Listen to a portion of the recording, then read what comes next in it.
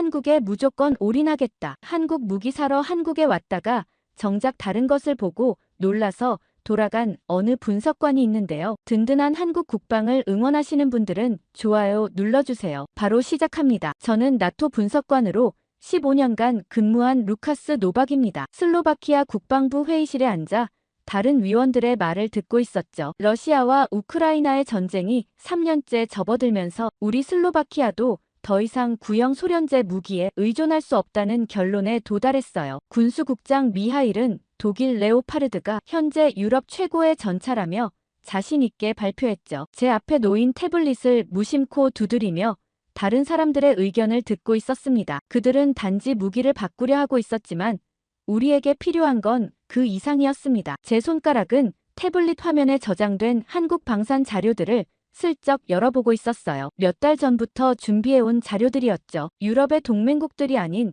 아시아의 국가를 고려한다는 건 분명 파격적인 제안이었습니다. 하지만 저는 확신이 있었어요. 실전에서의 효율성을 고려한다면 한국만큼 적합한 선택지는 없었죠. 국방장관이 갑자기 제 의견을 물었고 회의실이 조용해졌어요. 모든 시선이 저에게 집중됐죠. 마치 온몸에 서치라이트를 비춘 것 같은 기분이었습니다. 저는 태블릿을 내려놓고 천천히 목을 가다듬었습니다. 저는 새로운 무기만 도입한다면 우리가 같은 실수를 반복하게 될 거라고 말했어요. 우리는 단지 전차와 전투기를 바꾸는 게 아니라 방어 사고방식을 바꿔야 한다고 강조했습니다. 미하일이 제 말의 의미를 이해하지 못하고 인상을 찌푸렸어요. 회의실 공기가 무거워졌습니다. 저는 태블릿을 켜서 준비해둔 자료를 회의실 스크린에 띄웠습니다. K2 전차와 K9 자주포 그리고 FA-50 경공격기의 이미지가 나타났죠. 한국은 70년 넘게 실존하는 위협 앞에서 살아왔고 그들은 생존을 위해 방어 시스템을 구축했다고 설명했어요. 이론이 아닌 실전을 위한 무기들이라고 강조했습니다. 회의실에서 웅성거림이 들렸어요. 저는 그들의 표정에서 의구심을 읽을 수 있었습니다. 유럽 국가들은 항상 서로의 무기를 사고 팔았죠. 갑자기 한국산 무기를 검토하자는 건 그들의 안전지대를 흔드는 일이었어요. 하지만 안정감은 때로 혁신의 가장 큰 적이 됩니다. 슬로바키아의 국방 현대화는 단순한 장비 교체가 아닌 패러다임의 전환이 필요했어요. 누군가 유럽도 아닌 한국을 선택한 이유를 의아해했지만 저는 고개를 끄덕이며 확신했습니다. 한국의 무기 시스템은 단순히 공격력이 아니라 생존에 초점이 맞춰져 있다고 설명했어요. 자동 장전 시스템과 디지털 통합 전투 시스템 그리고 무엇보다 실전 조건에서의 신뢰성이 높다고 강조했습니다. 국방장관은 관심을 보이며 자료를 더 준비해오고 실사단을 꾸리는 것도 고려해보겠다고 했어요. 제 심장이 빠르게 뛰었습니다. 이건 단순한 무기 구매가 아니라 우리나라의 방어 철학을 바꾸는 일이었어요. 회의가 끝난 후 사무실로 돌아와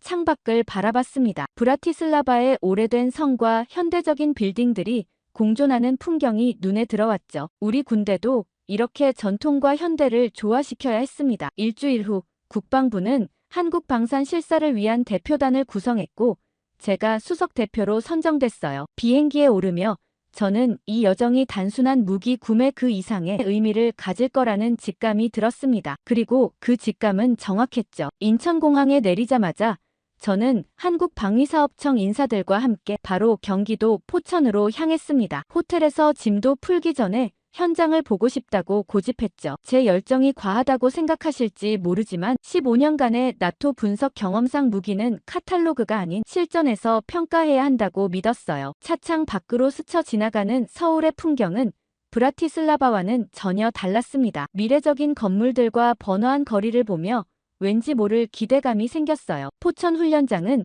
넓은 평야와 산으로 둘러싸인 광활한 공간이었습니다. 도착하자마자 저를 맞이한 한국군 소장이 오늘의 시험 일정을 설명했죠. K2 전차 기동 시연과 K9 자주포 정확도 테스트 그리고 FA-50 경공격기의 근접 지원 시뮬레이션까지. 저는 속으로 웃었습니다. 유럽의 무기 전시회에서는 절대 볼 수 없는 실전적인 프로그램이었어요. K2 전차가 등장했을 때 처음으로 제 편견이 흔들렸습니다. 현장에서 본 K2는 그 어떤 사진보다 인상적이었어요. 55톤급 전차가 진흙탕과 경사로를 마치 경주용 차처럼 가볍게 기동하는 모습은 충격적이었죠. 소장이 설명하길 독일의 레오파르드에 비해 5톤 가벼운 차체가 산악 지형이 많은 한반도 환경에 최적화되었다고 했습니다. 비슷한 지형을 가진 우리 슬로바키아에도 적합하겠다는 생각이 들었어요. 제가 정말 궁금한 건 자동장전 시스템이었고 소장의 안내로 우리는 K 내부로 들어갔어요. 좁은 공간이었지만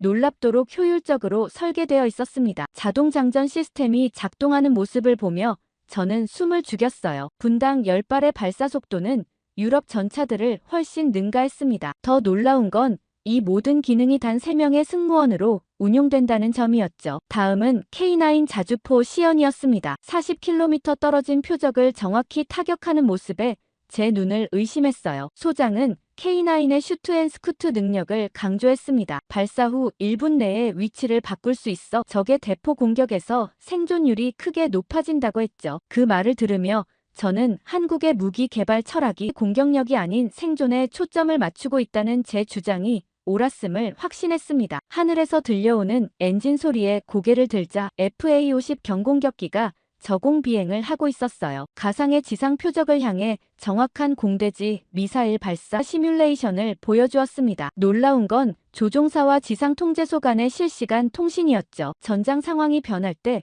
즉각적인 임무 변경이 가능했습니다. 시연이 끝난 후 저는 정비고로 안내받았어요. 거기서 또 하나의 놀라운 점을 발견했습니다. K2 전차의 파워팩이 40분 만에 교체되는 모습을 본 거죠. 유럽 전차들은 보통 이 작업에 최소 4시간이 걸렸습니다. 이건 전쟁에서 결정적인 차이를 만들어내는 요소였어요. 소장은 한국 무기들이 북한이라는 실존 위협에 대응하기 위해 실용성에 중점을 두고 개발되었다고 설명했어요. 전시 상황에서 신속한 정비와 수리 병력 보호 그리고 효율적인 화력 사용이 핵심이었습니다. 저는 메모장에 빠르게 필기하며 머릿속으로 슬로바키아의 방어 요건과 비교하고 있었어요. 처음 한국 무기를 주장했을 때는 예상했던 것보다 훨씬 더 높은 완성도에 오히려 당황스러웠습니다. 완벽주의자인 제가 놓친 부분이 있는 게 아닐까 의심이 들 정도였죠. 포천 훈련장의 흙먼지를 밟으며 저는 생각했습니다. 우리 슬로바키아에게 필요한 건 단순한 무기가 아니라 이런 실전적 사고방식과 시스템이었어요. 그리고 이제 막 시작된 제 한국 방문이 앞으로 더 많은 통찰을 가져다 줄 거라는 기대감에 가슴이 뛰었습니다. 포천 훈련장에서의 시연이 끝나자 한국 측에서 점심 식사를 하자고 제안했어요. 저는 무기 성능에 대한 질문이 산더미처럼 쌓여 있었지만 이미 오전부터 열심히 설명해준 소장의 배려에 감사히 수락했습니다. 호텔에서 예약한 고급 레스토랑이겠거니 생각했는데 소장은 웃으며 저를 부대 식당으로 안내했죠. 처음엔 약간 당황스러웠어요. 유럽에서는 해외 대표단을 위해 항상 고급 식사를 준비하니까요. 부대 식당으로 향하는 길 저는 또 다른 놀라운 광경을 목격했습니다. 훈련을 마친 병사들이 줄지어 세면장으로 향하고 있었어요. 유럽의 훈련장에서는 보기 힘든 광경이었죠. 병사들은 질서정연하게 손을 씻고 작은 거울 앞에서 머리를 정돈했습니다. 아무도 감시하지 않았는데도 모두가 스스로 개인 위생을 철저히 챙기고 있었어요. 소장은 이것이 일상적인 모습이라고 태연하게 말했습니다. 식당에 들어서자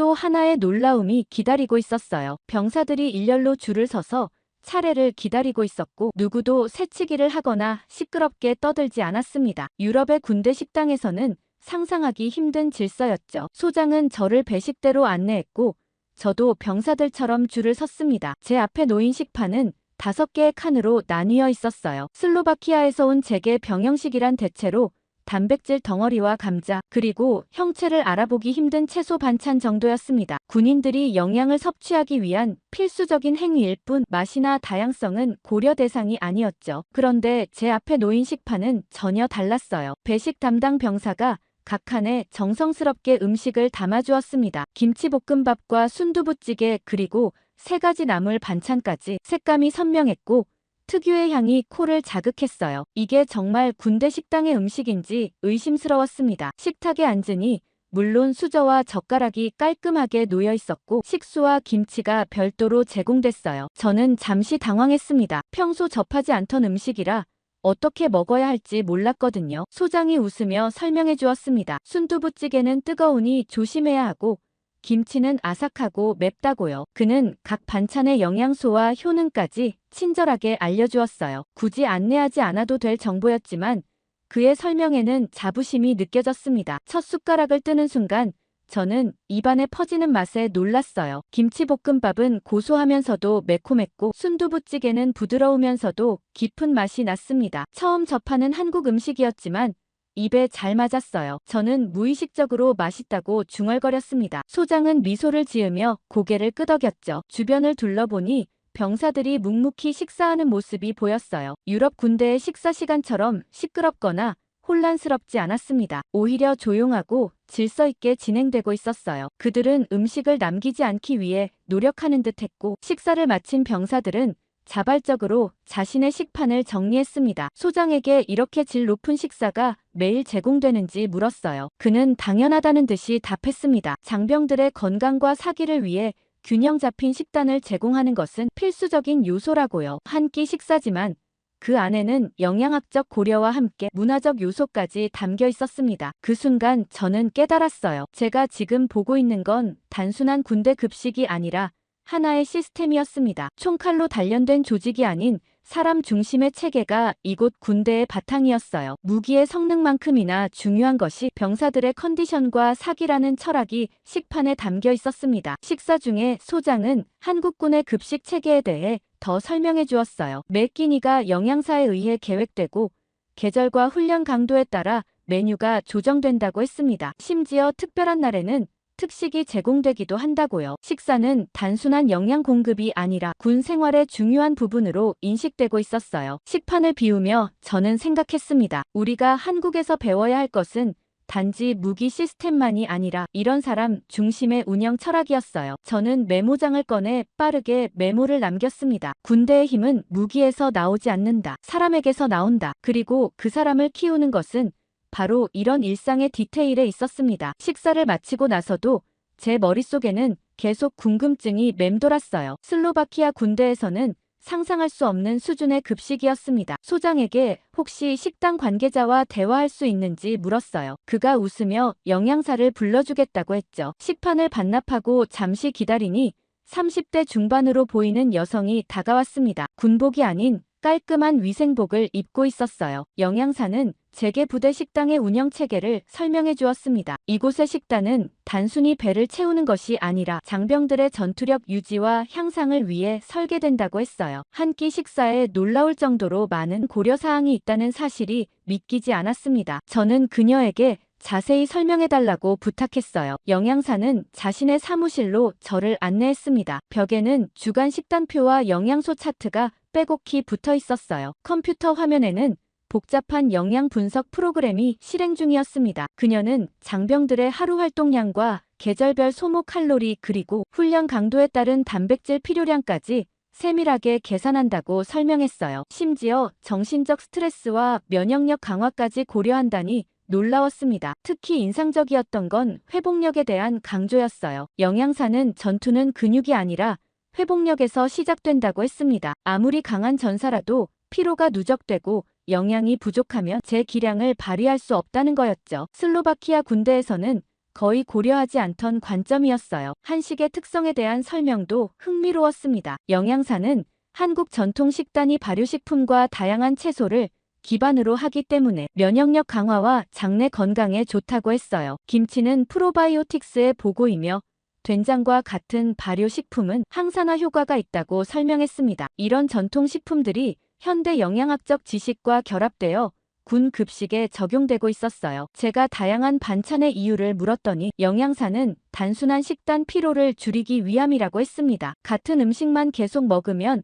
스트레스가 쌓이고 영양 불균형이 생길 수 있다고요. 다양한 색깔의 식품은 다양한 영양소를 의미하기도 하고 시각적 만족감도 주어 식사 자체가 스트레스 해소의 시간이 된다고 설명했어요. 계절에 따른 식단 변화도 체계적이었습니다. 여름에는 체온 조절과 수분 보충을 위한 식단, 겨울에는 체온 유지와 면역력 강화를 위한 식단이 제공된다고 했어요. 이런 세심한 배려가 장병들의 건강 상태와 직결된다는 통계 자료까지 보여주었습니다. 영양사는 컴퓨터에서 자료를 하나 꺼내 보여주었어요. 급식 만족도와 훈련 효율성의 상관관계를 보여주는 그래프였습니다. 급식 만족도가 높을수록 훈련 집중도와 성취도가 높아지는 명확한 상관관계가 보였어요. 그녀는 자랑스럽게 말했습니다. 전투력을 설계하려면 식판부터 설계해야 한다고요. 또 하나 인상적이었던 건 식자재 관리 시스템이었어요. 영양사는 지역 농가와 계약을 통해 신선한 식재료를 공급받는다고 했습니다. 이는 식품의 질을 보장할 뿐만 아니라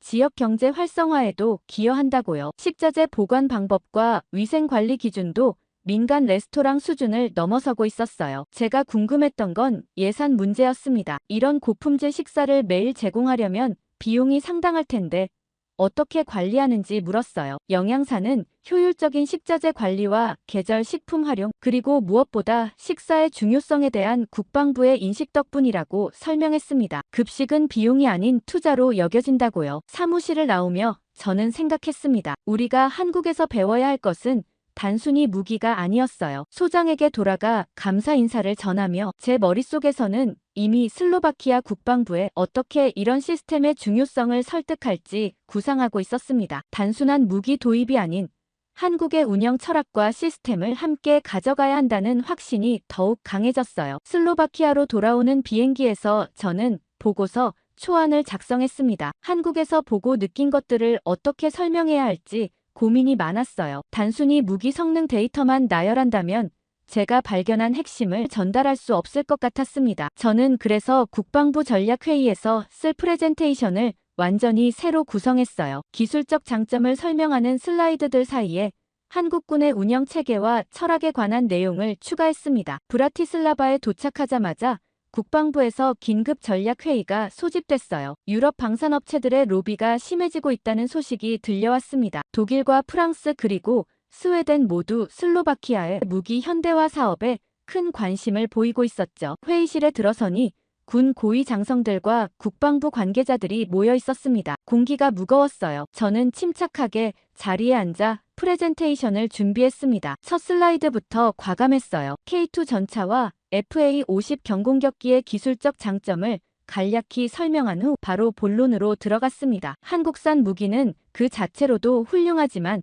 그들이 무기를 다루는 방식과 환경, 즉 시스템이 진짜 경쟁력이라고 강조했어요. 회의실에 조금 의아한 기색이 돌았습니다. 군 장성 하나가 무슨 이야기인지 모르겠다며 구체적으로 설명해달라고 요청했어요. 저는 그때를 기다렸다는 듯이 제 태블릿에서 사진 한 장을 꺼냈습니다. 부대 식당에서 찍은 한국군 식판 사진이었어요. 사진을 보여주며 이건 단순한 밥이 아니라 작전 단위의 컨디션 관리이자 문화라고 설명했습니다. 식단 하나에도 장병들의 활동량과 계절 그리고 훈련 강도 심지어 정신적 건강까지 고려된다고 말했어요. 체계적인 영양 관리가 전투력의 기반이 된다는 한국군의 접근 방식을 상세히 설명했습니다. 장군 하나가 비웃듯이 밥이 무슨 전략이냐며 의문을 제기했어요. 저는 그에게 직접 질문을 던졌습니다. 우리 슬로바키아 군대에서 급식 만족도가 몇 %인지, 그리고 그것이 사기와 훈련 효율성에 어떤 영향을 미치는지 연구한 적이 있는지 물었어요. 그는 대답하지 못했습니다. 저는 단호하게 말했습니다. 총이 군인을 움직이는 게 아니라 식사가 정신을 움직인다고요. 한국은 그걸 이해하는 나라였다고 강조했어요. 제가 직접 본 한국군의 정비 체계와 훈련 방식 심지어 병영 문화까지 설명했습니다. 모든 것이 실전 효율성과 사람 중심으로 설계되어 있었다고요. 슬라이드를 넘기며 K2 전차의 신속한 정비체계 FA-50의 실시간 정보 공유 시스템, K9 자주포의 생존성 강화 요소들이 단순한 장비 성능이 아닌 운용 철학에서 비롯되었다고 설명했어요. 한국군은 무기의 스펙보다 실전에서의 효율성, 유지보수의 용이성, 그리고 운용자의 편의성을 우선시한다고 강조했습니다. 국방장관이 관심을 보이기 시작했어요. 그는 제게 한국 방위산업의 발전 배경에 대해 물었습니다. 저는 한국이 끊임없는 위협 속에서 자체 방위력 강화를 위해 실용적인 관점에서 무기 체계를 발전시켜왔다고 설명했어요. 그들에게 국방은 단순한 정치적 쇼가 아닌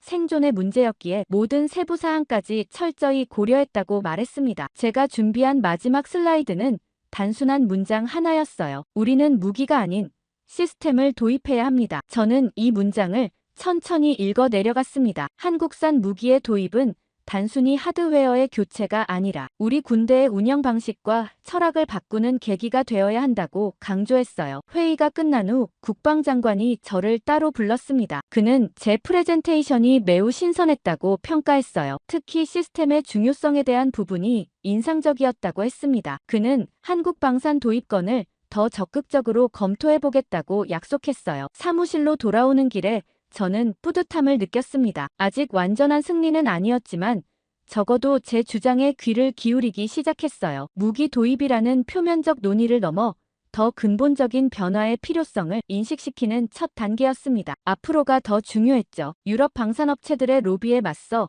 한국 시스템의 가치를 계속해서 증명해야 했으니까요. 창밖으로 브라티슬라바의 저녁 풍경을 바라보며 생각했습니다. 한국에서 보고 온 것들이 우리 군대의 미래를 바꿀 수 있을까요? 적어도 그 가능성의 씨앗은 오늘 뿌려졌다고 믿었어요. 제 보고서가 제출된 후 약 2주간 국방부 내부는 조용했습니다. 너무 조용해서 오히려 불안했어요. 그러다 어느 날 갑자기 미하일 군수국장이 제 사무실로 찾아왔죠. 그의 표정이 심상치 않았습니다. 독일과 프랑스 방산업체들이 대대적인 로비를 시작했다는 소식이었어요. 그들은 슬로바키아 고위 정치인들을 직접 만나고 막대한 기술 이전과 일자리 창출을 약속했다고 했습니다. 미하일의 말에 따르면 국방부 내에서도 의견이 나뉘고 있었어요. 군 고위층은 외교적 이유로 독일산 무기를 선호했습니다. 나토 동맹국인 독일과의 관계를 생각하면 당연한 선택이라는 논리였죠. 일부는 한국 무기가 유럽 환경에서 검증되지 않았다는 이유로 반대하기도 했습니다. 사실상 제 제안이 무산될 위기에 처한 거였어요. 저는 참을 수 없었습니다. 즉시 국방장관에게 면담을 요청했죠. 다행히 장관은 저를 만나주겠다고 했어요. 그날 밤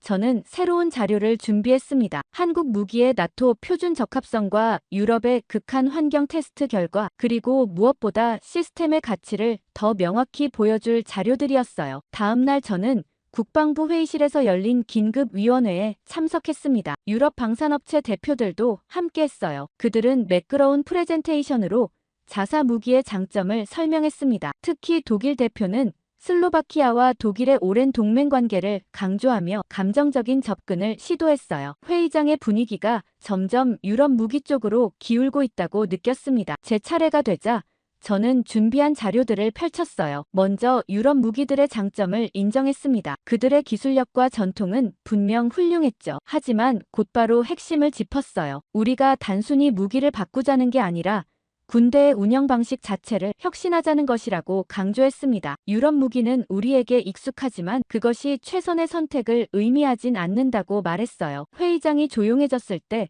저는 모두가 잊은 주제를 다시 꺼냈습니다. 한국식 시스템의 가치에 대해 이야기했어요. 제 태블릿에서 미리 준비해둔 영상을 틀었습니다. 한국군 장병 인터뷰 영상이었어요. 젊은 병사 하나가 진지하게 말했습니다. 밥 한 끼가 진심이면 그날 훈련도 다르다고요. 저는 영상을 멈추고 말했습니다. 이것은 감성적 미화가 아니라 장병의 회복력과 집중력의 차이라고요. 철저한 데이터를 보여주었어요. 한국군의 영양 관리가 어떻게 병력의 체력과 정신력 향상으로 이어지는지, 그리고 그것이 궁극적으로 무기 운용의 효율성을 높이는지 설명했습니다. 유럽 대표들이 불편한 기색을 보였어요. 독일 대표는 영양 관리는 모든 군대가 하는 것이라며 반박했습니다. 저는 미소를 지으며 직접적인 질문을 던졌어요. 그들의 무기에 어떤 식사 지원 시스템이 포함되어 있는지, 장병들의 식단이 무기 운용 효율성에 미치는 영향을 어떻게 측정하는지 물었습니다. 당연히 그들은 대답하지 못했어요. 저는 계속해서 설명했습니다. 한국의 방산 시스템은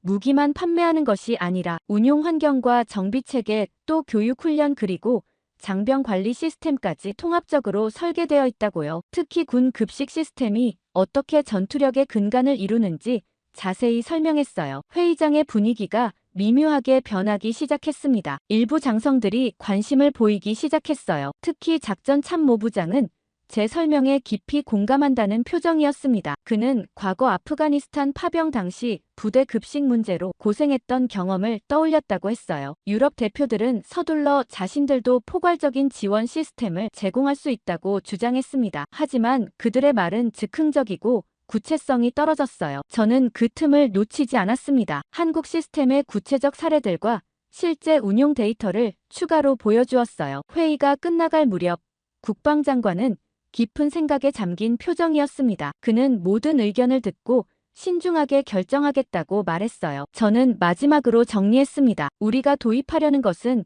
단순한 전차나 전투기가 아니라 생존과 승리를 위한 통합 시스템이라고요. 유럽의 무기를 선택하는 것이 외교적으로 쉬운 길일 수 있지만 실전에서의 효율성을 생각한다면 한국 시스템이 더 적합하다고 강조했습니다. 회의실을 나오며 저는 몇몇 장성들의 지지하는 눈빛을 받았어요. 아직 결정된 것은 없었지만 적어도 논의의 방향을 무기에서 시스템으로 바꾸는 데는 성공했다고 느꼈습니다. 그날 밤 저는 사무실에 남아 추가 자료를 준비했어요. 이 싸움은 아직 끝나지 않았습니다. 하지만 제 마음속에는 한국에서 본 장병들의 질서정연한 식사 장면과 영양사의 말이 계속 맴돌았어요. 전투력을 설계하려면 식판부터 설계해야 합니다. 위원회 회의 후 약 한 달간 국방부 내부에서 치열한 논쟁이 이어졌습니다. 저는 매일같이 추가 자료를 제출하고 개별 장성들을 만나 설득했어요. 특히 영양사로부터 받은 자료를 토대로 식단과 전투력의 상관관계에 관한 소책자까지 만들었습니다. 처음에는 의아해하던 사람들도 점차 관심을 보이기 시작했어요. 그러던 어느 날 아침 국방장관이 저를 불렀습니다. 결정이 내려졌다고 했어요. 슬로바키아는 한국과 방산 협력을 추진하기로 했다는 소식이었습니다. 그로부터 2주 후 저는 브라티슬라바 국방부 기자회견장에 서 있었어요. 한국 방위사업청장과 함께 슬로바키아와 한국 방산 협력 양해각서 체결식에 참석한 겁니다. 제 오랜 주장이 현실이 되는 순간이었죠. K2PL 전차 도입과 FA-50 경공격기 구매 그리고 K9 자주포 기술 이전까지 계약 규모만 해도 50억 유로에 달했어요. 한국 측 대표단의 얼굴에는 미소가 가득했습니다. 기자회견이 시작됐어요. 국방장관이 계약의 기본 내용을 설명한 후 저에게 구체적인 협력 계획에 대해 발표할 기회를 주었습니다. 저는 한국 무기 시스템의 기술적 우수성에 대해 간략히 언급한 후 무기 이외의 추가적인 협력 사항으로 넘어갔어요. 예상대로 기자들의 첫 질문은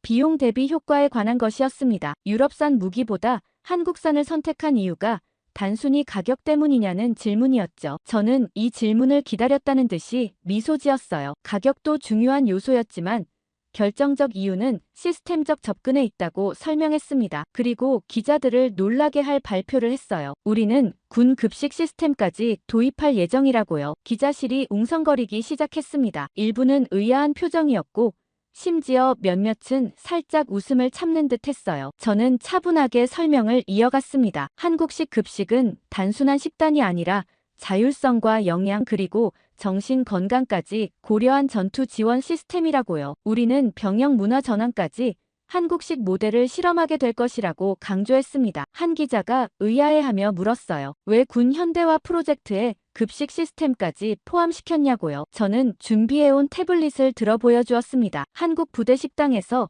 직접 찍은 사진과 영양사와의 인터뷰 자료였어요. 이 모든 것이 어떻게 전투력 향상으로 이어지는지 데이터를 기반으로 설명했습니다. 기자들의 표정이 점점 진지해졌어요. 질문은 계속 이어졌습니다. 유럽 동맹국들의 반응은 어떤지, 군대 내부의 문화적 충돌은 없을지, 무기 시스템 호환성은 어떻게 해결할 것인지 저는 하나하나 답변했어요. 특히 문화적 변화에 대해서는 한국의 시스템을 그대로 복사하는 것이 아니라 슬로바키아 상황에 맞게 적응시킬 것이라고 설명했습니다. 기자회견 막바지에 한 군사 전문 기자가 날카로운 질문을 던졌어요. 이런 급진적인 변화가 과연 슬로바키아 군에 받아들여질 수 있을지 그리고 실질적인 효과는 어떻게 측정할 것인지 물었습니다. 저는 이 질문에 오랫동안 준비해왔던 답변을 했어요. 변화는 항상 어렵지만 우리가 도입하는 것은 단순한 장비가 아니라 효율성과 인간 중심의 철학이라고 강조했습니다. 저는 발표문 마지막 페이지를 넘겼습니다. 거기에는 제가 직접 적은 문장이 있었어요. 전투는 포탄으로 시작되지만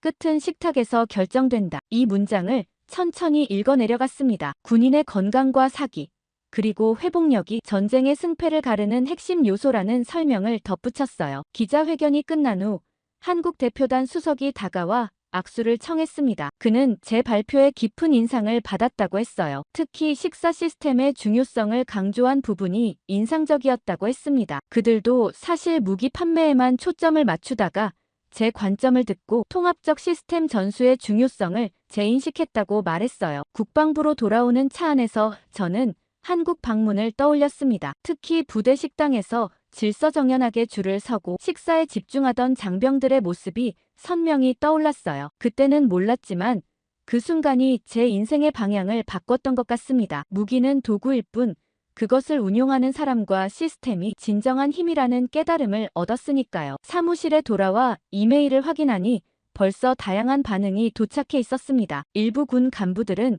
급식 시스템 도입에 회의적이었지만 젊은 장교들은 오히려 환영하는 분위기였어요. 특히 아프가니스탄 파병 경험이 있는 장교들은 현장에서 식사의 질이 얼마나 중요한지 직접 경험했다며 지지 의사를 표했습니다. 창밖으로 브라티슬라바의 풍경을 바라보며 생각했어요. 이제 진짜 도전은 시작일 뿐이라고요. 계약서에 서명하는 것보다 실제로 시스템을 구축하고 문화를 바꾸는 일이 훨씬 어려울 테니까요. 하지만 첫걸음을 내디딘 지금 저는 확신이 있었습니다. 우리는 단순히 무기를 바꾸는 것이 아니라 군대의 미래를 바꾸고 있었으니까요. 그렇게 한국과의 계약 체결 후 1년이 지났습니다. 저는 슬로바키아 중부에 있는 훈련소를 방문하기 위해 아침 일찍 차를 몰았어요. 창밖으로 보이는 풍경이 달라졌다고 느꼈습니다. 군 현대화 프로젝트가 본격적으로 시작된 이후 곳곳에서 변화의 기운이 감지되었어요. 훈련장을 둘러본 후 저는 제가 가장 보고 싶었던 곳으로 향했어요. 바로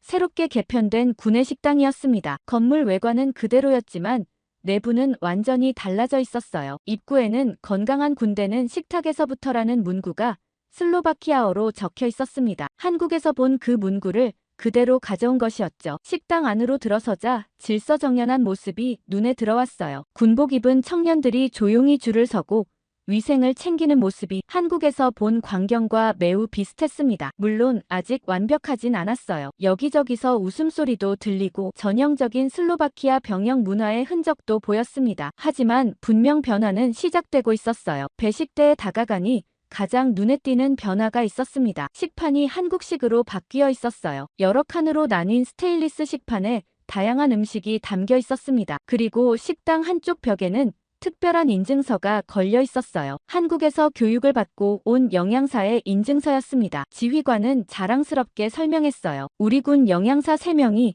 한국으로 파견되어 3개월간 집중 교육을 받고 돌아왔다고요. 그들이 돌아온 후 식단 구성과 조리 방식 그리고 식자재 관리 시스템까지 완전히 바뀌었다고 했습니다. 식사를 마치고 훈련소를 떠나기 전 지휘관은 저에게 놀라운 데이터를 보여주었습니다. 새로운 식사 시스템 도입 후 6개월 동안 훈련 중 부상률이 15% 감소했고 체력 테스트 통과율은 12% 증가했다고요. 무엇보다 신병들의 만족도 조사에서 식사 시간이 가장 기다려지는 시간으로 꼽혔다는 사실이 가장 인상적이었습니다. 차에 올라 훈련소를 떠나며 저는 한국에서의 첫 경험을 떠올렸어요. 포천 훈련장에서 본 무기 시스템도 인상적이었지만 정작 저를 변화시킨 건 한 끼의 점심이었습니다. 그리고 그 변화가 이제 우리 군대에도 스며들고 있었어요. 명문 옥스퍼드에서 한국 행사를 여는 게 수치스럽지 않나요? 여기 일본 교수가 한국을 무시하며 위안부에 대한 망언까지 이어가고 있는데요. 그 발언에 반박하는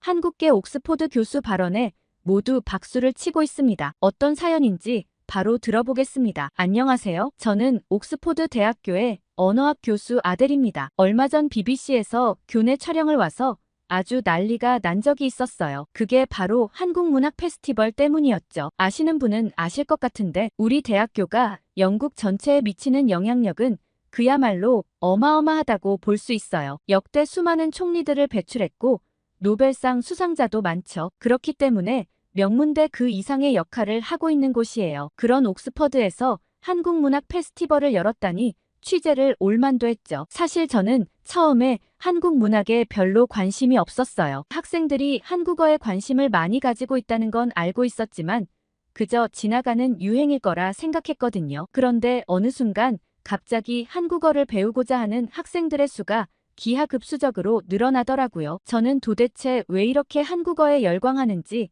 언어학 교수로서 의아했어요. 그리곤 저희 조교에게 그 이유를 물어보았죠. 제가 한국어에 대한 얘기를 꺼내자마자 조교는 마치 기다렸다는 듯 열정적으로 설명을 시작했습니다. K-팝이나 K-드라마로 처음 유행이 시작되었고, 처음엔 소수의 팬층으로부터 시작한 유행이 전 세계적으로 퍼져나갔다고 했습니다. 그 이유는 한국 문화가 보편적인 세계인들의 공감을 이끌어냈다고 했죠. 그리고 한국 사람이 만든 건 이상하게 다 재밌다고 하는 거예요. 대중문화로부터 시작한 한국 열풍은 경제나 공학을 공부하는 친구들에까지 이어져 글로벌 기업에 취업하기 위해서 한국어를 배운다거나 5G 기술이나 반도체, 전기차 배터리 같은 첨단 기술 분야에 대한 연구를 위해서도 한국어는 필수적이라고 했죠. 저는 학생들 사이에 번져가는 한국어 열풍을 보면서 이 문화는 장기적인 트렌드가 될 거라는 생각이 들었어요. 그리고 학생들을 도와주기 위해서라도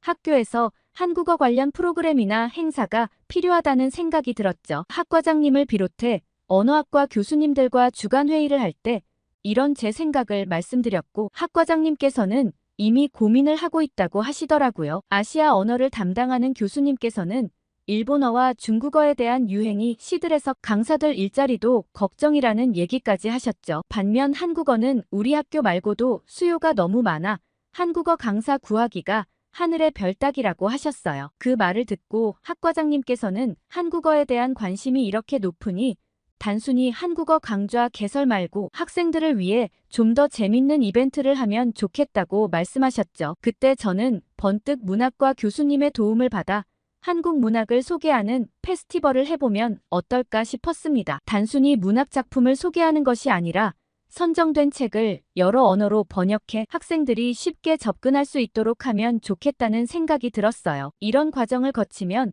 한국 문화와 역사에 대한 이해도 높일 수 있다고 생각했죠. 그러자 갑자기 일본인 히로시 교수님이 굳이 한국만 그렇게 특혜를 줄 필요가 있냐고 하셨어요. 할 거면 그냥 아시아 문학 페스티벌로 하는 게 더 의미 있을 것 같다고 했죠. 저는 히로시 교수님의 말씀에 꼼짝도 못했어요. 워낙 연세도 많으시고 권위 있는 분이라 뭐라 말씀을 드려야 할지 몰랐어요. 그러자 학과장님께선 학생들의 수요로 보면 한국어에 대한 수요가 압도적이니 한국 문학을 하는 게 좋다고 딱 잘라 말씀하셨고, 히로시 교수님은 언짢으신지 뒤에 출판사와 외부 미팅이 있어 먼저 일어난다고 하셨습니다. 강의장 분위기가 싸해졌지만 학과장님은 학생들을 위한다면 이 방향이 맞다고 생각하신다며 문학과 교수님들께 도서를 추천받고 내부적으로 선정을 한번 해보자고 얘기하시며 회의가 끝났어요. 페스티벌을 위한 책을 고르는 건 정말 어려웠습니다. 문학과 교수님들께서 도움을 주셔서 몇 권을 추려낼 수 있었지만 현대 소설부터 고전 문학까지 다양한 장르의 책들이 후보로 선정되었거든요. 교수님들 사이에서도 때로는 의견 충돌로 회의가 길어지기도 했지만 우여곡절 끝에 최종 후보작 5편을 선정했어요. 그 중에서도 저 멀리 빛나는 별을 향해라는 소설이 가장 유력한 후보였습니다. 이 책은 한국의 근현대사를 배경으로 위안부 문제를 다루고 있었는데, 위안부 여성의 일생을 통해 인간의 존엄성과 희망에 대해 이야기하고 있었죠. 한창 회의가 진행되던 와중 히로시 교수님이 갑자기 회의실에 들어와 언성을 높이셨어요. 그 책이 페스티벌 도서로 선정되는 건 결사반대라고 하셨죠. 교수님은 이 책은 역사적 사실을 왜곡하고 있다고 하셨어요. 한국 위안부 문제는 단순한 매춘의 일종이었을 뿐 일본 정부의 강제성은 없었다는 말을 덧붙이셨습니다. 순식간에 회의실은 얼어붙었고 모두가 놀란 표정으로 히로시 교수님을 바라보고 있었어요. 저는 순간 귀를 의심했어요. 어떻게 이런 주장을 할 수 있는 걸까요? 히로시 교수님은 계속해서 말을 이어갔습니다. 연구 결과로도 나왔다며 위안부 문제는 당시의 공창 제도 하에서 이루어진 것이며 강제 연행의 증거도 없다고 하셨어요. 그러시며 이런 편향된 시각의 책을 명문 옥스퍼드에서 학생들에게 소개한다는 건 정말 수치스러운 일이라고 하셨죠. 저는 머릿속이 혼란스러웠어요. 이 책이 후보로 오르면서 어느 정도 일제강점기 시대에 대해 공부를 했었거든요. 제가 찾아봤던 역사적 사실과 너무나 다른 주장이었기 때문에 당황스러웠어요. 하지만 제가 깊이 있게 아는 사실이 아니었기 때문에 뭐라 말할 수도 없었습니다. 히로시 교수님은 자신의 주장을 뒷받침하는 듯한 자료들을 하나씩 꺼내 보였습니다. 이건 당시 위안부 모집 광고인데 여기 높은 수입 보장이라는 말이 적혀 있어요. 위안부 여성들은 강제로 끌려간 게 아니라 자발적으로 돈을 벌러 간 거죠. 그런데 왜 일본이 사과해야 되는지 이해가 가질 않는다며 오히려 한국인들의 행동이 뻔뻔스럽다고 하셨어요. 다른 교수님들이 모두 당황하고 말았습니다. 교수님들마저도 일부는 히로시 교수님 말씀에 동조하는 사람과 반대하는 사람들로 나뉘었고 저는 어떤 선택을 해야 할지 헷갈렸어요. 머릿속이 너무 혼란스러웠거든요. 지금까지 알고 있던 역사적 사실과 히로시 교수님의 주장 사이에서 갈등하고 있었죠. 회의는 흐지부지하게 마무리되었고 회의가 끝나고 연구실로 돌아온 저는 밤늦게까지 관련 자료들을 찾아보았습니다. 히로시 교수님이 제시한 자료들도 다시 검토해보고 다른 역사학자들의 연구 결과도 살펴보았어요. 그러면서 점점 더 혼란스러워졌습니다. 일본 측에서 제시한 자료들에 따르면 정말 히로시 교수님 말씀이 맞는 것 같았거든요. 하지만 동시에 히로시 교수님의 주장에도 뭔가 석연치 않은 점들이 보였습니다. 이 때문에 며칠 동안 잠도 제대로 자지 못하고 고민했습니다. 이 책을 정말 페스티벌 주제로 선정해도 되는 건지 아니면 그냥 후보에서 탈락시키고 다른 작품을 선정해야 할지 깊은 생각에 잠겼어요. 그러던 어느 날 우연히 도서관에서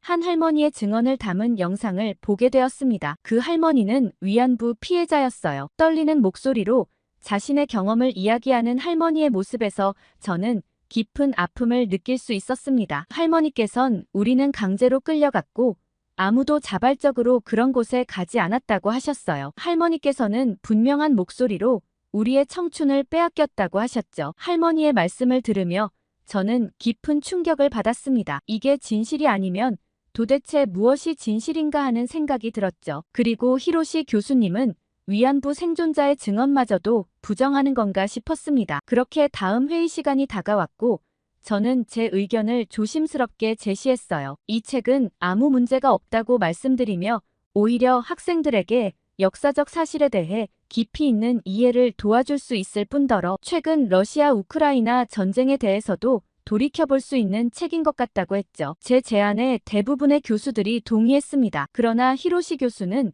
증거자료를 보고도 그런 말을 하나며 대노하셨죠. 그때였어요. 조용히 앉아있던 제이슨 김 교수가 천천히 일어섰습니다. 제이슨 교수님은 저와 또래로 꽤 젊은 편인데 다른 연구로 참석이 어려웠다가 이번 회의부터 참가하기로 한 교수님이었습니다. 평소 말수가 적고 조용한 성격이라 저도 가끔 인사 한두 번 한 게 전부였어요. 주목을 받는 것도 싫어하시던 분이 자리에서 일어나자 모두의 시선이 그에게 쏠렸습니다. 제이슨 교수님은 몇 가지 짚고 넘어가야 할 점이 있다고 얘기하셨어요. 평소의 조용한 모습과는 사뭇 다른 모습에 놀라움을 감출 수 없었습니다. 제이슨 교수님은 먼저 위안부 문제를 단순히 매춘으로 치부하는 것은 역사적 사실을 왜곡하는 것이라며 수많은 증언과 문서들이 이를 뒷받침하고 있다고 하셨어요. 1993년 일본 정부가 발표한 고노 담화를 보면 일본군이 직접 위안소 설치와 관리에 관여했다는 사실을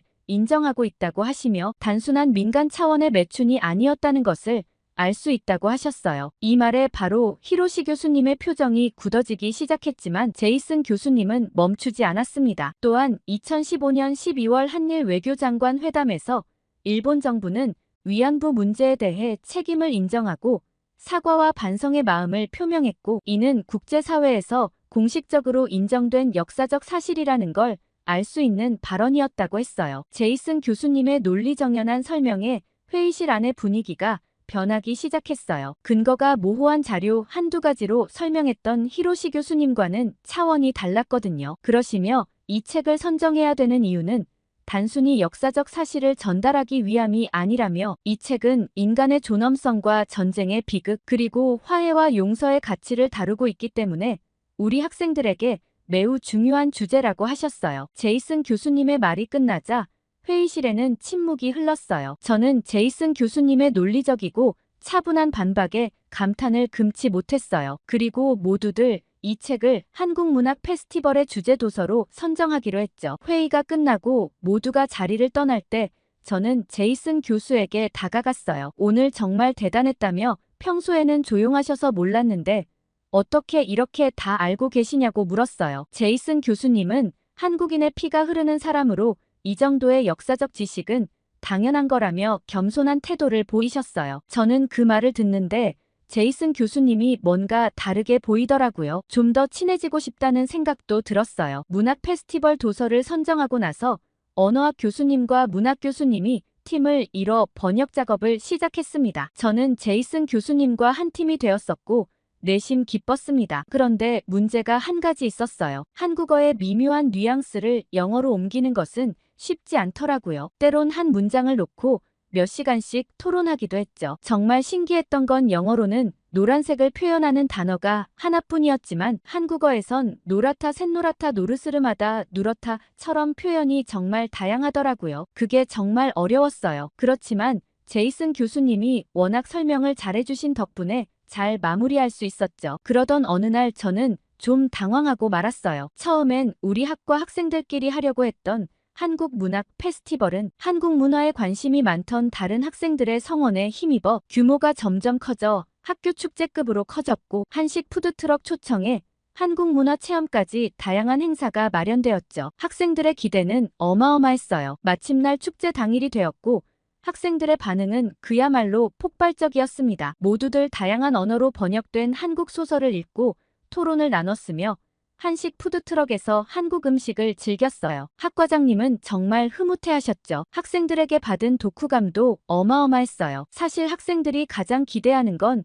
이 독후감 공모전이었죠. 우수 학생 5명은 5박 7일의 한국 여행 티켓을 받을 수 있었거든요. 한국 문학 페스티벌이 끝나고 독후감 공모전 심사를 위해 교수진들이 모였습니다. 책상 위에는 수백 편의 독후감이 쌓여 있었고 우리는 그 중에서 우수작을 선별해야 했어요. 한국 문학이 주는 깊은 울림 덕분인지 저는 밤새 독후감을 읽으며 학생들의 진솔한 감상과 깊이 있는 해석에 감동받았습니다. 심사 과정은 생각보다 오래 걸렸어요. 정말 오랜 토론 끝에 우리는 마침내 5편의 우수작을 선정했어요. 결과 발표날 수백 명의 학생들이 기대에 찬 눈빛으로 결과 발표만을 기다리고 있는 모습이 마치 꼬마 아이들처럼 귀여웠죠. 그런데 문제는 그 다음이었습니다. 학생들의 한국 여행에는 2명의 지도교수가 함께 따라가기로 했는데 모든 교수님들이 다 이 여행에 관심이 많았어요. 그러면서 다들 자기가 왜 가야 하는지 열띤 토론을 이어갔죠. 저는 교수님들이 이렇게 한국 여행에 관심이 많은 줄은 처음 알았어요. 그 누구도 쉽게 양보하지 않더라고요. 시간이 갈수록 서로 자기 할 말만 할 뿐 결정이 되질 않아 특단의 조치를 취했습니다. 바로 뽑기를 하기로 했던 거죠. 교수님들끼리 이런 걸 알면 좀 모양이 빠지는 것 같지만 어쩔 수 없었어요. 그게 가장 공평한 방법이었거든요. 종이에 각 교수님들의 이름을 적어 접은 뒤 상자 안에 넣었습니다. 가장 연장자인 교수님이 뽑기를 진행하기로 했어요. 저는 참가한 교수님들이 워낙 많아 과연 내가 될까 싶어 절반쯤 포기하는 마음이었지만 저도 한번 가보고 싶은 마음에 내심 기대하고 있었어요. 드디어 첫 번째 종이가 펼쳐졌을 때 저는 정말 부러웠어요. 제이슨 교수님이 당첨되었거든요. 한국에 자주 가시는 분이라 무덤덤하신 것 같더라고요. 차라리 저 종이에 내 이름이 적혀 있었다면 진짜 기뻐했을 텐데 싶었죠. 곧이어 2번째 종이가 펼쳐졌고 거기에는 제 이름이 써져 있었어요. 저는 믿기지 않았습니다. 한국 여행을 같이 갈 수 있다니 너무 좋더라고요. 어쩌면 교수 되고 가장 행복했던 순간이 아니었을까 싶을 정도였어요. 다른 교수님들은 정말 부럽다며 잘 다녀오라고 축하의 말을 건넸습니다. 회의가 끝나고 제이슨 교수님과 저는 남아서 여행 계획을 논의했어요. 우리는 학생들에게 최고의 경험을 선사하기 위해 다양한 아이디어를 나누었습니다. 다음날 선발된 학생들을 불러 여행 계획을 공유하며 학생들 의견도 반영된다며 일정을 논의했어요. 그리고 얼마 후 한국으로 향했고 한국행 비행기에서 내려 첫 발을 디딘 순간부터 모든 것이 새롭게 느껴졌습니다. 인천공항의 세련된 모습에 감탄하며 우리는 곧바로 템플스테이를 위해 산속 깊은 곳에 자리 잡은 사찰로 향했어요. 도심을 벗어나 산으로 들어가는 길 제 마음속에는 기대와 긴장이 교차했습니다. 사찰에 도착하자 웅장한 대웅전과 아름다운 단청이 우리를 맞이했어요. 그 순간 저는 마치 시간 여행을 한 것 같은 느낌이 들었습니다. 현대적인 도시에서 불과 몇 시간 만에 수백 년의 역사를 품은 공간으로 들어온 거죠. 스님의 안내로 일정이 시작되었고 첫 번째로 108배를 하게 되었어요. 학생들은 약간 당황한 눈치였어요. 처음에는 단순히 절을 반복하는 것에 불과하다고 생각하며 힘들어했지만 시간이 지날수록 몸과 마음이 하나가 되는 듯한 묘한 경험을 하게 되었습니다. 학생들은 땀이 비 오듯 흘렀지만 신기하게 마음이 점점 더 평온해진다며 너무 좋은 경험이었다고 했어요. 다들 저마다의 소원을 빌며 108배를 했죠. 그리고 저녁 시간엔 차 명상 시간이 있었습니다. 스님께서 차를 우리는 방법부터 마시는 방법까지 하나하나 설명해 주셨어요. 그러던 중 갑자기 제 찻잔이 넘어지고 말았고 순간 제이슨 교수님이 괜찮냐며 불이 나게 달려왔어요. 그리고는 제 손을 잡으며 데인 곳은 없냐며 걱정하는데 학생들의 묘한 시선이 느껴졌습니다. 저는 제이슨 교수님의 손을 뿌리치며 괜찮다고 얘기하고는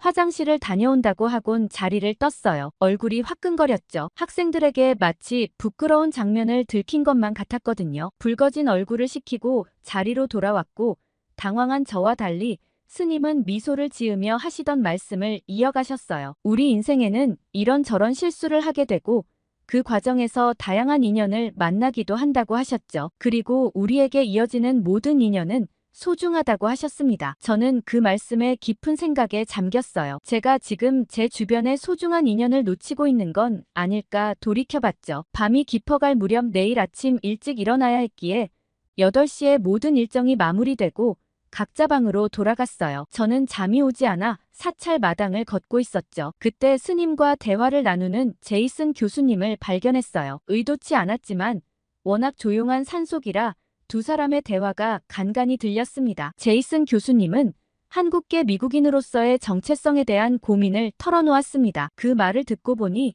그럴 수도 있겠다는 생각이 들었죠. 어렸을 땐 혼혈이라는 이유로 놀림을 많이 받았다는 얘기에 괜히 마음이 가더라고요. 그리고 그에게 좀 더 잘해주고 싶은 생각이 들었어요. 다음 날 새벽 목탁 소리에 잠에서 깼습니다. 어둠 속에서 예불을 드리는 동안 묘한 평화로움이 몸을 감쌌어요. 예불이 끝나고 동이틀 무렵 함께 온 학생 제이미와 사찰 뒤편 산책로를 거닐었습니다. 제이미는 솔직히 절에 온다길래 인터넷에서 찾아보고 굉장히 실망했다는 말을 털어놓았어요. 그런데 도심 속 이렇게 고요한 공간에서 하루를 보내보는 게 정말 소중한 경험이 된 것 같다고 했죠. 그러면서 한국은 정말 놀라운 나라인 것 같다고 했어요. 이때까지 K-팝과 드라마를 보고 느낀 한국은 그야말로 화려한 나라였는데 그 나라의 한편에는 이런 문화가 있다는 게 신기하다고 했죠. 그러면서 한국 사람들은 오히려 유행을 쫓는 게 아니라 가슴 깊은 곳에서 나오는 문화의 저력이 있는 거 아닐까 하는 생각을 하게 되었다고 하더라고요. 그러면서 한국에서 한번 일을 해보는 것도 좋은 경험이 될 것 같다고 했죠. 저는 한국의 세계적인 위상을 생각하면 충분히 그럴 가치가 있다고 영국에서만 머물지 말고 한국에 와서 부딪혀보는 것도 좋을 것 같다고 조언했죠. 학생들도 의미 있는 시간을 보냈던 것 같아 뿌듯했어요. 그렇게 저희는 템플스테이를 마치고 나왔고 다음은 학생들이 정한 관광지였어요. 정말 의외의 장소라 좀 황당했습니다. 학생들이 제안한 장소는 야구장이었거든요. 영국은 야구가 별로 유행하지 않고 아이들이 관심도 없을 텐데 왜 굳이 야구장에 오자고 한 건가 싶었죠. 하지만 그날 경험한 것은 제 예상을 완전히 뒤엎었어요. 야구장에 도착하자마자 놀라움의 연속이었습니다. 경기 시작 전부터 관중석은 이미 열기로 가득했어요. 사람들은 응원 도구를 준비하고 치어리더들의 공연에 맞춰 흥겹게 춤을 추고 있었죠. 영국에서는 볼 수 없는 광경이었어요. 경기가 시작되자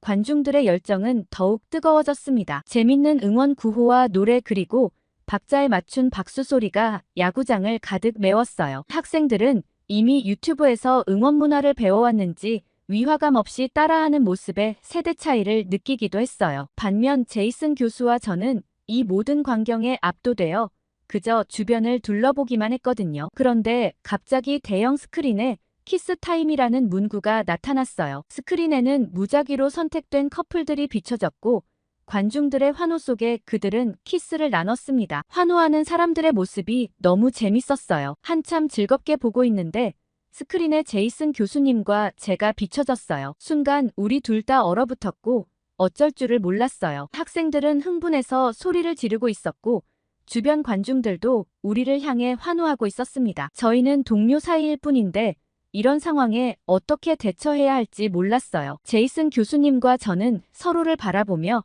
어색하게 웃음 지었죠. 그 순간 저는 제이슨 교수의 눈에서 당혹감과 함께 뭔가 다른 감정을 읽은 것 같았어요. 다행히 카메라는 곧 다른 커플로 넘어갔습니다. 하지만 그 짧은 순간이 우리 사이에 미묘한 긴장감을 남겼어요. 학생들은 계속해서 우리를 놀렸죠. 이 사건 이후로 제이슨 교수와 저는 서로를 대하는 태도가 조금씩 달라졌어요. 뭔가 말로 표현하기 어려운 분위기가 우리 사이에 생겼달까요? 그래도 우리는 곧 다시 경기에 집중했습니다. 한국 야구의 독특한 문화는 계속해서 우리를 놀라게 했어요. 중간중간 치어리더들의 공연과 다양한 응원 도구 그리고 관중들이 함께 즐기는 치맥 문화까지 모든 것이 신선하고 흥미로웠습니다. 특히 인상 깊었던 건 패배하는 팀을 향한 관중들의 태도였어요. 점수 차이가 벌어져도 끝까지 열정적으로 응원하는 모습이 감동적이었죠. 다른 나라에서는 보기 힘든 광경이었어요. 경기가 끝나고 관중들이 자발적으로 쓰레기를 치우는 모습도 놀라웠습니다. 시민의식의 수준이 매우 높다는 걸 느낄 수 있었어요. 야구장을 나오면서 저는 이 경험이 단순한 스포츠 관람을 넘어 한국 문화의 진수를 체험한 시간이었다고 생각했고 이 장소를 추천한 학생들에게 고마움을 느끼기도 했죠. 물론 키스타임 때문에 당황하긴 했지만요. 이상하게 그날 밤 침대에서도 한참을 뒤척였고 뜬 눈으로 밤을 새웠죠. 다음날 아침 학생들은 성수동 카페 투어를 계획했습니다. 그러면서 이번엔 교수님 없이 자기들끼리 가고 싶다고 했죠. 저는 그래도 괜찮을까 걱정했지만 아이들은 대학생인데 무슨 걱정을 하시냐며 자기들끼리도 할 얘기가 많다고 했죠. 저는 알겠다고 얘기하며 저녁 시간에 다시 만나기로 하고 아이들을 먼저 보냈어요. 제이슨 교수님과 저는 어색하게 남아 뭘 하면 좋을까 고민했고 교수님은 남산을 한번 가보자고 제안했어요. 서울의 중심부에 우뚝 솟은 남산은 도시의 상징과도 같았거든요. 케이블카를 타고 올라가는 동안 우리는 점점 작아지는 도시를 내려다보며 감탄했어요. 정상에 도착하자 서울의 파노라마 뷰가 우리를 맞이했습니다. 탁 트인 전망대에서 서울을 바라보는데 속이 시원하더라고요. 그렇게 전망대를 구경하는데 제 눈에 특이한 게 한 가지 보였어요. 수많은 자물쇠가 걸린 펜스를 발견했거든요. 연인들이 사랑을 맹세하며 걸어둔 하트 자물쇠였죠. 우리는 호기심에 자물쇠들을 살펴보았고 각각의 자물쇠에 새겨진 사랑의 메시지들을 읽어내려갔습니다. 그때 제이슨 교수님이 제게 우리도 하나 걸어볼까요? 라고 얘기했어요. 소원을 걸면 어떻냐고 제안했죠. 저도 모르게 고개를 끄덕였고 제이슨 교수님은 근처 가게에서 자물쇠를 사서 돌아왔어요. 그런데 손에 자물쇠가 하나더라고요. 재고가 없어서 하나만 사왔다고 했는데 기분이 묘했어요. 하트 자물쇠에 각각의 소원을 적는다니 마치 연인 같았거든요. 제이슨 교수가 먼저 펜을 들어 무언가를 썼고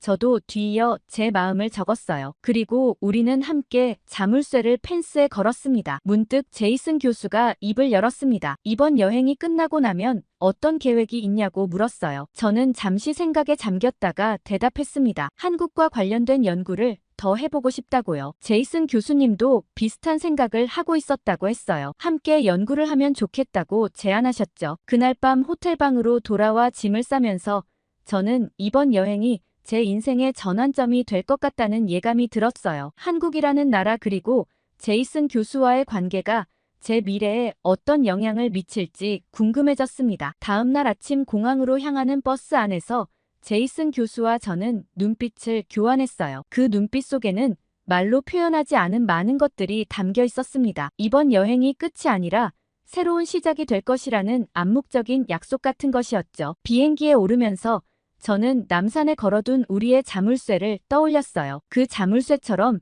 한국에서의 추억과 서로에 대한 마음이 오랫동안 간직되기를 바랐습니다. 그리고 언젠가 다시 이곳에 돌아와 그 자물쇠를 찾아볼 수 있기를 소망했어요. 비행기가 이륙하면서 저는 창밖으로 멀어지는 서울의 풍경을 바라보았습니다. 이번 여행은 끝났지만 우리의 새로운 여정은 이제 막 시작되었다는 생각이 들었어요. 한국에서의 경험 그리고 제이슨 교수와의 관계가 앞으로 어떻게 발전해 나갈지 너무 설레네요. 오늘 아들씨의 사연 어떻게 들으셨나요? 영국 유명 대학에서 한국 문학 페스티벌이 열렸다니 정말 믿기지 않았어요. 한국어와 한국 문화의 위상이 정말 대단하다는 생각이 들었습니다. 그리고 이 둘의 인연이 어떻게 이어질지도 정말 궁금하네요. 구독자님들은 어떻게 들으셨는지 댓글 많이 남겨주세요. 구독과 좋아요 꾹 눌러주시고 다음에 더 좋은 사연으로 돌아오겠습니다. 사연 제작소 감동필름이었습니다.